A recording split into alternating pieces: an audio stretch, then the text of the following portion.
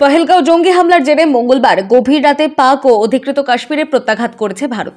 Operation সিঁদুর অভিযান চালিয়ে পাক ও অধিকৃত কাশ্মীরে অবস্থিত একাধিক জঙ্গি ঘাঁটি গুড়িয়ে দিয়েছে ভারতের স্থল, নৌ ও বায়ুসেনার যৌথ অপারেশন। এরই মধ্যে যুদ্ধ আবহে বুধবার কেন্দ্রীয় সরকারের নির্দেশে দেশ জুড়ে হতে চলেছে অসামরিক যুদ্ধ মহড়া। বুধবার সকালে এমনই যুদ্ধ মহড়ার ছবি নজরে এলো পুরাতন মালদার এক বেসরকারি বিদ্যালয়ে।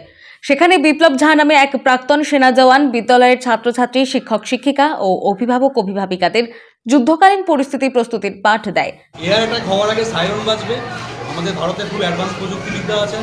সাইরন বাজতে গেলে আমি যেটা দেখালাম মক ড্রিলটাকে আপনাকে কানের মধ্যে আঙ্গুল দিয়ে লে ডাউন করে যত নিচে হোক মাটি ছুঁয়ে নিজেকে বেরিয়ে স্কুল বিল্ডিং থেকে কমসে কম 50 মিটার দূরে গ্রাউন্ডে গিয়ে নিজেকে একদম লে ডাউন করে ওখানে কানে আঙুল দিয়ে ঘুমিয়ে রাখুন, বা একটা ট্রেঞ্চ খুঁজবেন বা বেসমেন্ট যদি থাকে ওর ভিতরে গিয়ে আপনার নিজেকে সেভ করে রাখুন।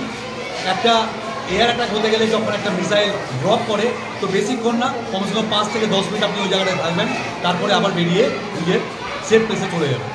এই পাঠদানে সাহায্য সহযোগিতা করে দমকল দপ্তরের আধিকারিকরাও।